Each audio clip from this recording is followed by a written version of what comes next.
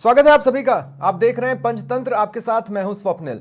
आज से Panchatantra hyper local हो रहा है।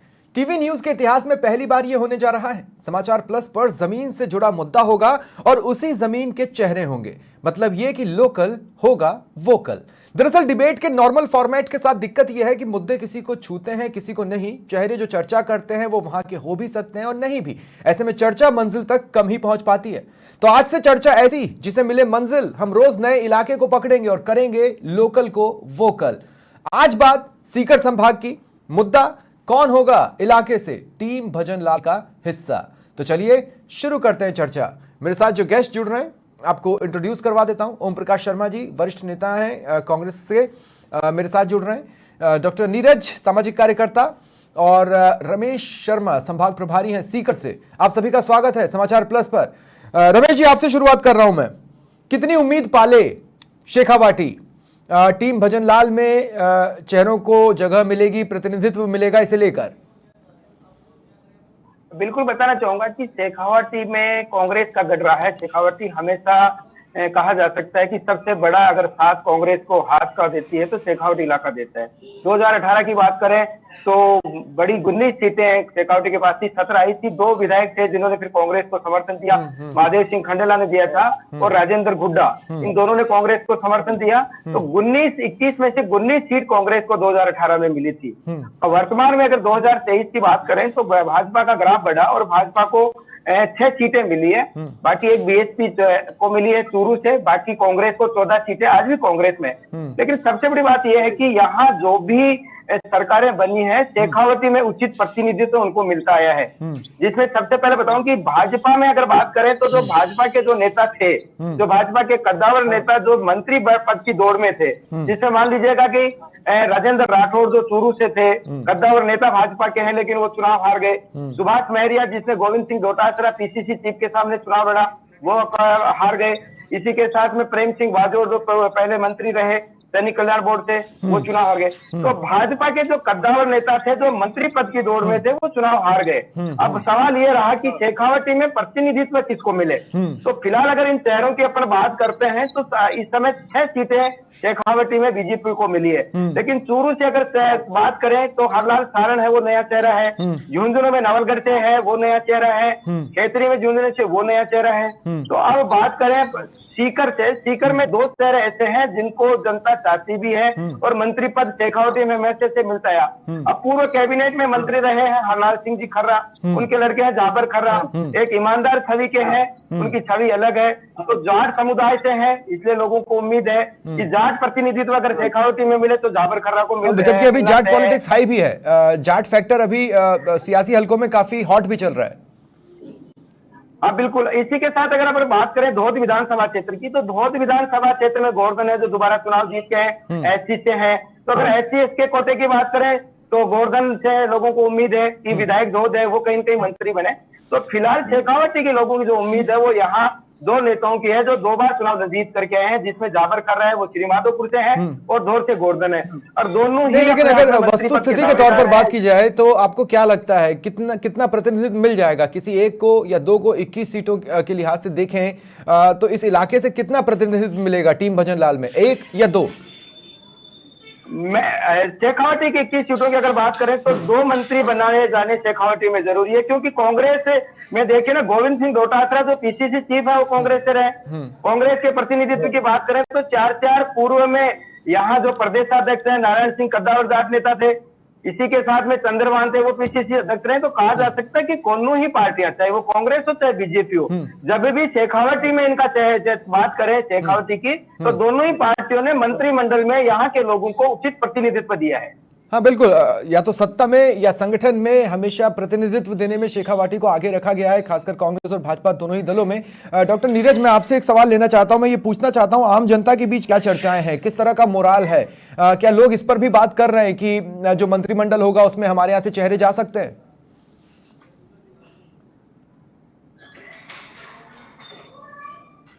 डॉक्टर नीरज,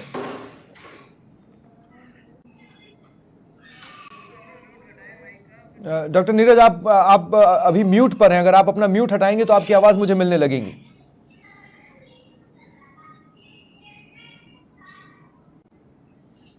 डॉक्टर नीरज मुझे सुन पा रहे हैं?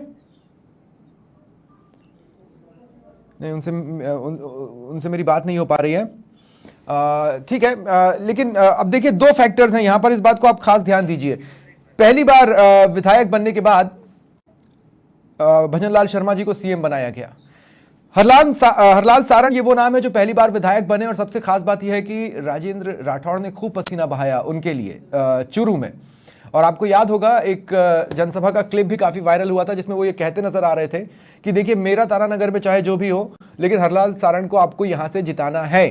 तो हम ये कह सकते हैं कि राजेंद्र राठौड़ का बैकअप हरलाल सारंग को मिला हुआ है। ऐसे में वो भी दो फैक्टर्स पर, एक तो पहली बार जीतने वाले फैक्टर पर और दूसरे राजेंद्र राठौड़ के सपोर्ट वाले फैक्टर पर आगे बढ़ते हैं।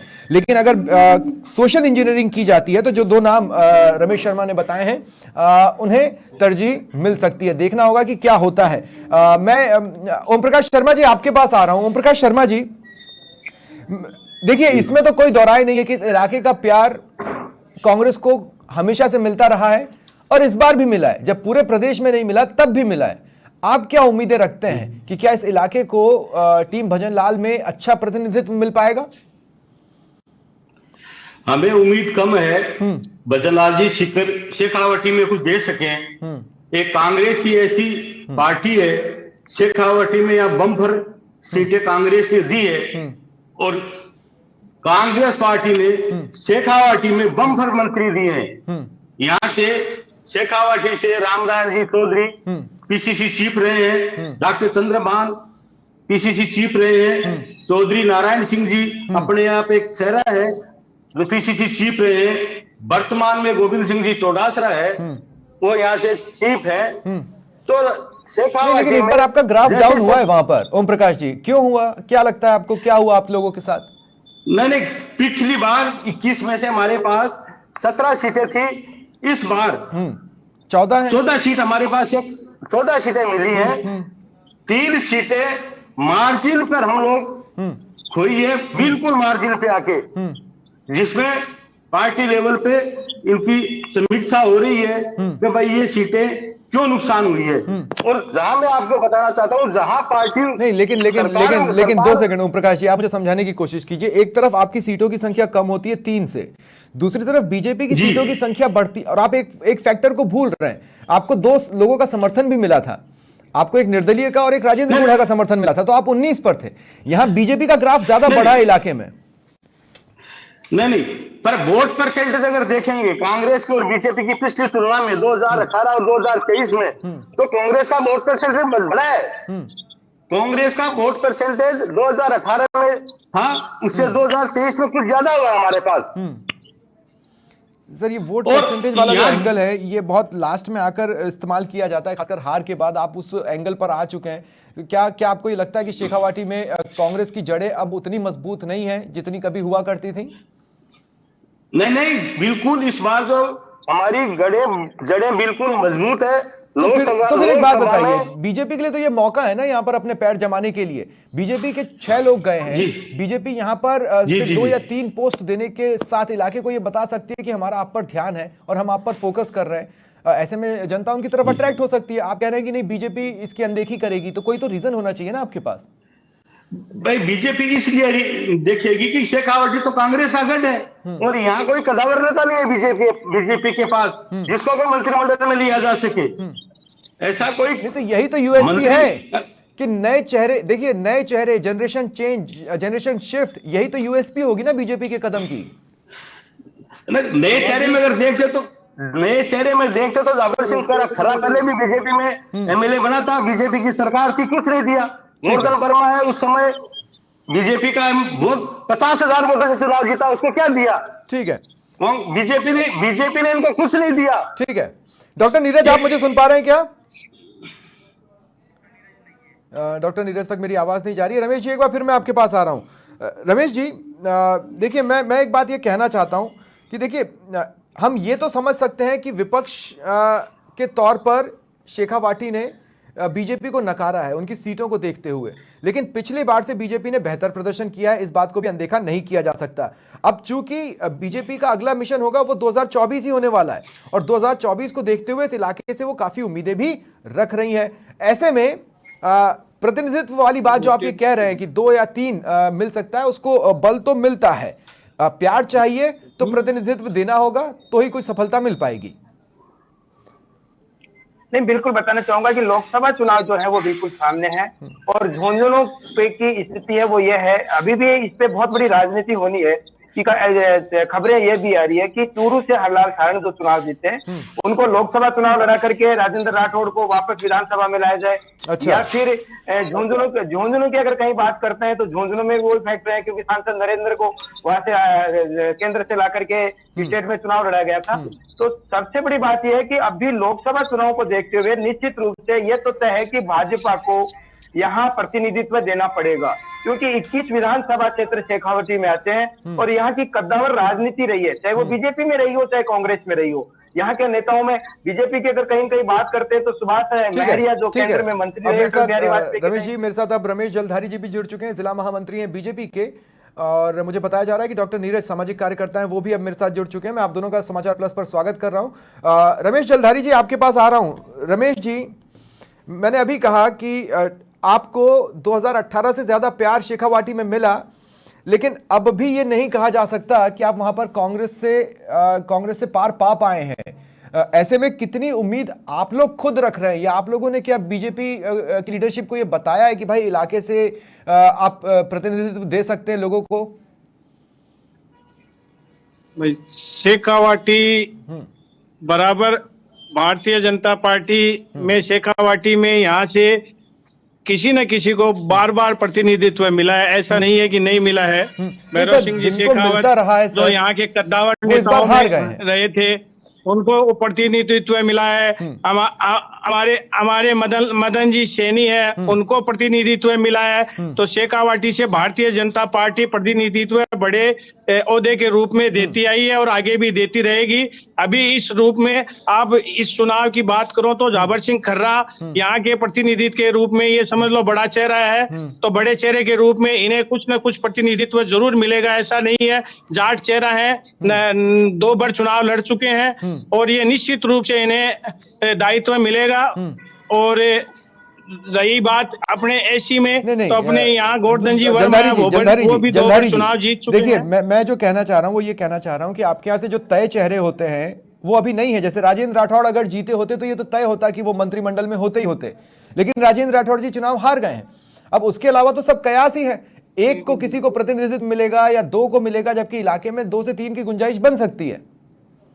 सीनियरिटी जी सर बन सकती है, बिल्कुल बनेगी सर। दो चेहरों की गुंजाइश बनने की पूरी संभावना है और पार्टी में दोनों चेहरे हैं, दोनों को गुंजाइश है, तो मिलेगा बड़ा पद दायित्व मिलेगा। लेकिन ऐसा नहीं है कि नहीं मिलेगा, दोनों को मिलेगा। आपने जब जाबर सिंह खर्रा की बात की और आपने कहा कि वो जाट समाज का प्रतिनिधित्व करते हैं, इधर हम दूसरे स्टेट्स में देख रहे हैं कि कास्ट पॉलिटिक्स को बीजेपी तोड़ने की कोशिश कर रही है।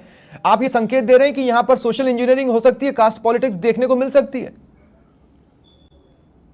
कास्ट पॉलिटिक्स तो देखिए ऐसा है कि पार्टियों में, सब पार्टियों में ही है। वो तो चेहरा जातिगत चेहरा है, जातिगत चेहरे को तो अपने को करना ही पड़ेगा, उसको तो वो सामने लाना ही पड़ेगा। जातिगत समीकरण, यहाँ जातिगत समीकरण तो बन ही रहा है ना, सारी चीजें देखने को मिल रही है। हमने हालिया घटनाक्रम में देखा जिस तरह से उपराष्ट्रपति जी वाला जो पूरा प्रकरण रहा है उसमें तुरंत ये कहा गया कि जाट समाज का अपमान हुआ है, और ऐसे में अगर आपके पास ये एक गुंजाइश बनती है, ये एक एक्स्ट्रा पॉइंट जाता है कि आप चाहे तो जाट चेहरे को आगे बढ़ाकर ये कह सकते हैं कि हम तो इस समाज के साथ खड़े हैं। ये एक एक्स्ट्रा पॉइंट बीजेपी के हाथ में रह सकता है अगर जाबर सिंह खर्रा के साथ वो जाते हैं। डॉक्टर नीरज, अब मैं आपके पास आ रहा हूं। डॉक्टर नीरज, मेरा सवाल यह है, किस तरह का मोराल है शेखावाटी में, किस तरह की चर्चाएं हैं? क्या मंत्रिमंडल को लेकर बातचीत हो रही है लोगों में? वो भी उत्सुक हैं ये जानने के लिए कि भाई बीजेपी को 6 विधायक हमने दिए हैं, देखें कितने मंत्री बनते हैं। देखिए, अगर सीकर जिले की बात करें तो सीकर जिले में जो नया चेहरा आया है वो है सुभाष मील। तो सुभाष मील एक भारतीय जनता पार्टी के लिए एक तीर से 2 शिकार करने वाली स्थिति हो सकती। एक भारतीय जनता पार्टी में नए आए हैं, दूसरे यूथ हैं और जनता में उनकी काफी अच्छी पकड़ है। तो सुभाष मील के लिए बीजेपी दावा खेल सकती है। इसके अलावा जाबर सिंह खर्रा की सीनियरिटी के हिसाब से देखें तो वो भी बात हो सकती है। और अगर एससी के वोट बैंक की बात की जाए, जो ज्यादातर कांग्रेस के साथ होता है, यहाँ गोद से चुनाव जीतने के बाद गोवर्धन प्रधान ने एक बार फिर जता दिया है कि वो एससी को अपनी ओर खींचने में कामयाब रह रहे हैं। तो ऐसी स्थिति में जबकि भाजपा में एससी मोर्चे में जो गोवर्धन प्रधान है उनको काफी बड़ी जिम्मेदारी पहले मिली हुई थी और अभी विधायक दोबारा जीत कर ये उन्होंने सिद्ध कर दिया है कि वो दावेदार हैं। तो ऐसे में सीकर जिले से 3 दावेदारी नजर आ रही हैं, जिनमें से प्रबल दावेदारी पार्टी की नजर में जो है वो सुभाष मील की ज्यादा दिखाई देती नजर आ रही है। लेकिन बीजेपी जिस एक्सपेरिमेंट पर चल रही है वो एबिलिटी वाला ज्यादा फैक्टर दिखाने की कोशिश एमपी, छत्तीसगढ़ और राजस्थान में जो सीएम और डिप्टी सीएम के चेहरे घोषित हुए उसमें ये कोशिश की गई बीजेपी की तरफ से कि एक नए तरह का समीकरण डेवलप किया जाए। लेकिन आप ये कह रहे हैं कि जब मंत्रिमंडल की बात आएगी तो रूटीन सोशल इंजीनियरिंग पर पार्टी को उतरना पड़ेगा। बिल्कुल देखना पड़ेगा। और दूसरी अगर बात यहाँ भी आती है कि उसकी योग्यता के आधार पे बात देखी जाए तो सुभाष मील न केवल वक्ता है, न केवल जनता के साथ सीधा संबंध रखते हैं, बल्कि वो सोशल इंजीनियरिंग में भी फिट हो रहे हैं और बीजेपी की जो फिनोमिना है उस फिनोमिना में भी एक तरह से फिट होते दिखाई दे रहे हैं। जाबर सिंह खर्रा के अंदर जो वक्ता होने का गुण है वो है, लेकिन उम्र के ढलान के साथ ये माना जाएगा अगर उनको किया जाता है तो कि एक सम्मानजनक विदाई दी जा रही है। तो ऐसे में भारतीय जनता पार्टी रुख सुभाष मील नए चेहरे की ओर करना चाहिए। मैं ओम प्रकाश शर्मा जी आपसे पूछना चाहता हूं, आपको ये क्यों एहसास हो रहा है कि बीजेपी यहां सेंध नहीं मार सकती, जबकि बीजेपी के लिए अगर सबसे अच्छा मौका शेखावाटी में आप लोगों के वोट बैंक में सेंध मारने का है तो यही है? आवाज दिए साहब दोबारा। मैं ये कह रहा हूं कि आपको ऐसा क्यों लगता है कि बीजेपी आपके वोट बैंक में सेंध नहीं मार पाएगी, क्योंकि अगर सबसे अच्छा मौका बीजेपी को मिल सकता है तो वो यही है, इसी वक्त का है जब वो आपके वोट बैंक में सेंध मार पाए। उनके पास सारे गणित हैं जो वो मंत्रिमंडल में चेहरे लाकर आपके बिगाड़ सकते हैं। अब जो सामने 2024 में लोकसभा के जो चुनाव होने जा रहे हैं उनमें हमारे तीनों जिलों में शेखावाटी संभाग में तीनों सीट कांग्रेस जीतेगी। हमारे पास बड़े बड़े नेता हैं। नहीं सर, पर 2 बार से तो नहीं जीत पा रहे ना। शेखावाटी ने पिछली बार भी आपको ढेरों प्यार लुटाया, लेकिन तब भी आप कहां लोकसभा में स्टैंड कर पाए? पिछली बार अब तीनों सीटें किस मार्जिन पे आ रही है ऐसी बात नहीं। हमारे पास सीकर से गोविंद सिंह चौटासरा, महादेव सिंह खंडेला जैसे दिग्गज जाट नेता है, ऐसी बात नहीं है हमारे पास। नहीं तो मैं तो ये कह रहा हूं ना कि बीजेपी के पास मौका है कि वो आपके वोट बैंक में सेंध मार जाए, घुस जाए और आपके वोट बैंक को अपनी तरफ सरका ले। यही मौका दे रहा है ये जमीन अभी। ये कुछ एक दूध में कुछ मिला के कांग्रेस के कारण हम यहाँ सीट हमारी खोई है, ऐसी बात नहीं है। परशुराम जी बुढ़े हो गए थे, नए चेहरे पे हमने भी दाव खेला है, लेकिन उसने भी खूब मेहनत की है, बड़ा वोट बैंक लिया है उसने। ठीक है, ठीक है। जलधारी जी, क्या पार्टी इस बात पर विचार कर रही है कि आखिर इलाके में आप लोगों के साथ हुआ क्या? जब हर जगह मोदी की गारंटी चली, हर जगह बीजेपी को अप्रिसिएशन मिली, तो शेखावाटी में क्यों नहीं मिली? खास बात यह है कि जो नेता प्रतिपक्ष थे वो खुद इस इलाके में हारे हैं, तो विपक्ष के तौर पर तो ऐसा लगता है कि शेखावाटी आपको नकार रही थी, तो अब शेखावाटी आपकी तरफ उम्मीदों से देख ही रही होगी, इस बात की क्या गारंटी है? देखिए, शेखावाटी वैसे तो भारतीय जनता पार्टी के प्रत्येक प्रतिनिधि ने पूरी मेहनत की है और कुछ मामले यहाँ की कुछ परिवार के सदस्य द्वारा कुछ समीकरण बिगाड़े गए हैं।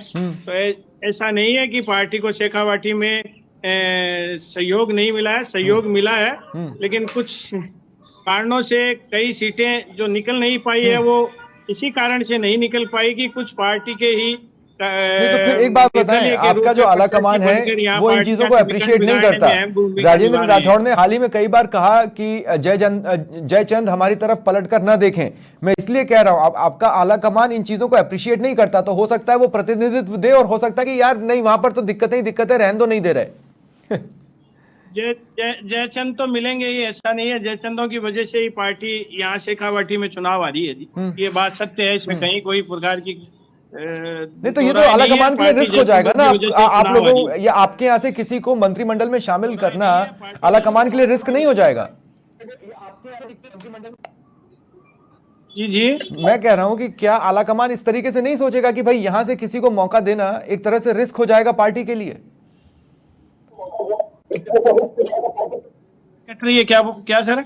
सर मैं थोड़ी देर में आपके पास आता हूं। मैं एक बार फिर डॉक्टर नीरज आपके पास आ रहा हूं। डॉक्टर नीरज, आप लोगों के बीच में काफी घूमते हैं, इसलिए मैं आपसे पूछ रहा हूं, क्या लोगों को भी लग रहा है कि मंत्रिमंडल में चेहरा मिलेगा? क्या लोग इस बात को ये जो जयचंदों वाला जो बयान चल रहा है उसका किसी तरह का कोई रिपरकशन, किसी तरह की कोई रिपल्स आपको देखने को मिल रहे हैं इलाके में?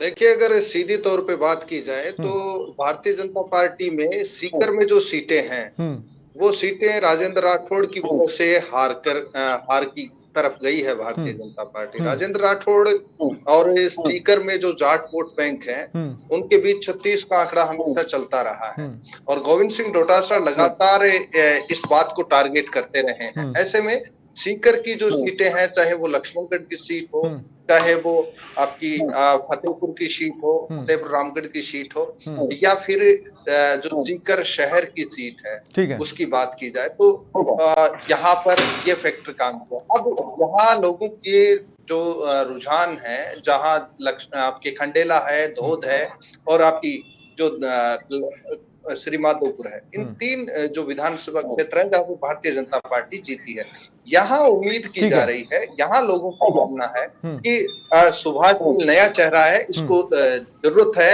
आगे बढ़ाने की और इसको जरूरत है थोड़ा सा इनिशिएट करने की। ठीक है, क्योंकि ये ठीक है। मैं क्लोजिंग कमेंट के लिए रमेश शर्मा आपके पास आ रहा हूं। मैं ये कहना चाहता हूं कि देखिए, जैसा कि मैंने कहा कि बीजेपी के पास अगर इलाके में मौका है तो यही वक्त है मौके का।